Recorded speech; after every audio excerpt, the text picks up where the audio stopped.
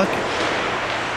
Il y en a deux qui signent une première dans le cadre de ce match de l'Océanique contre les Maniacs de Lewiston.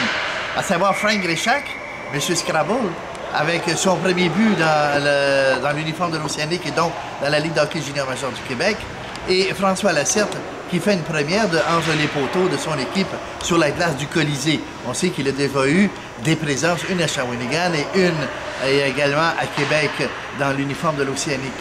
C'est sûr que ces gens-là auraient aimé faire cette première dans le cadre d'une victoire de l'Océanique, mais ce n'est pas le cas. Malheureusement, ce sera partie remise. Dans le cas de Gréchac, il est un des deux seuls pointeurs de l'Océanique ce soir, alors que Félix et François a l'autre. Tandis que Lacerte, il a bien fait. Il a fait face à une vingtaine de lancers dans les deux dernières périodes. Il n'a alloué qu'un seul but. Il s'est comporté de façon solide. On voyait quand même une petite nervosité dans son cas au début. C'est tout à fait normal.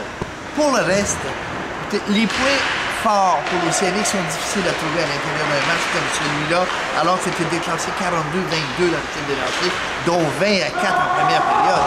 20 à 4 quand même une avance de 4 à 0. Ne jetons pas la pierre trop vite. C'est sûr que Tommy Perrault a mal paru sur 3 des 4 buts. Il y en a 2 même que moi j'ai interprété comme étant cadeaux. Le coach parle de 3 mauvais buts. Enfin, c'est surtout une question d'interprétation. Est-ce que American Apex, c'est son club au complet, n'était pas devant lui non plus.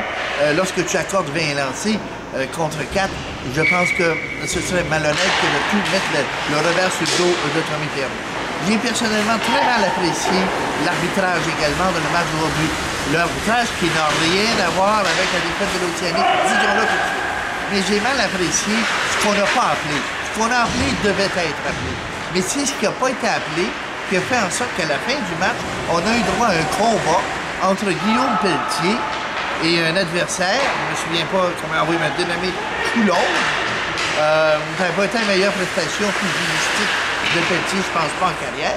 Mais il reste quand même que ce combat-là n'aurait jamais eu lieu si les officiels avaient fait les appels qu'ils devaient faire pendant le match. À un bon moment donné, tu ne permets pas aux équipes d'augmenter les frustrations sur frustration, tant d'un côté que de l'autre.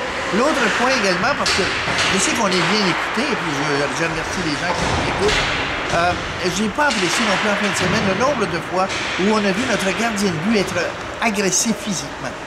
Alors, vous regarderez les vidéos des deux matchs de vendredi et d'aujourd'hui, regardez le nombre de fois où il y avait un joueur adverse dans le demi-cercle du gardien, quand c'était pas sur le gardien debout ou même sur le gardien couché. Ça, il y a seulement une fois où ça a été pénalisé dans la fin de semaine. Ça, j'ai moins aimé ça.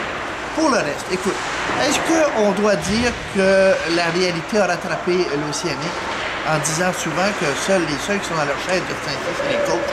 Je ne sais pas. Mais perdre 5-2 contre Lewiston, on savait qu'ils arriveraient ici frustrés. Ils avaient perdu la veille, tout le vendredi soir à Drummondville, 8-3. Ça va pas très bien, leur affaire. Ils se présentent ici sans leur gardien de but numéro 1, Peter Delmas. Ils se présentent pas ici sans Danny Pocket, qui est déjà en route pour le défi à des tours maritimes. Il a tout laissé les autres là, puis pour faire la job, et ils ont fait la job. Ils ont gagné leur bataille à 1 contre nous. Bon, écoutez, on pourrait durer ça longtemps. Moi, je dirais ceci. Je prendrais ce match et je l'incorporerais dans un bocal où il y en a 6. Les 6 parties qu'on vient de jouer à la maison. On en a gagné 4. On aurait dû gagner le 5e. La défaite contre Québec, hein. Rappelez-vous-en, c'est Charles Lavigne, le gardien de but. Donc, on aurait dû en gagner 5. On a donc bien joué 5. On n'a pas bien joué 1. Ne faisons pas la gueule sûre sur une équipe de jeunes qui a 7 gars à l'infirmerie de façon permanente, plus 4 qui sont sur la glace qui devraient y être et qui devraient être à l'infirmerie au lieu de jouer. Alors, on ne fera pas la gueule sûre. On a perdu 5-2. On a été déclassé 42-22. Ça n'a pas été comme on aurait voulu aujourd'hui, d'accord. Fermons les livres, les joueurs ont congé lundi, on va faire l'entraînement mardi, vont prendre la route jeudi pour un 3-3, Victoriaville, Chicoutimi, Québec, on va les laisser tranquilles, ils vont se préparer pour ce voyage-là, on va voir pour la suite. Réalisation Couture, autorisé de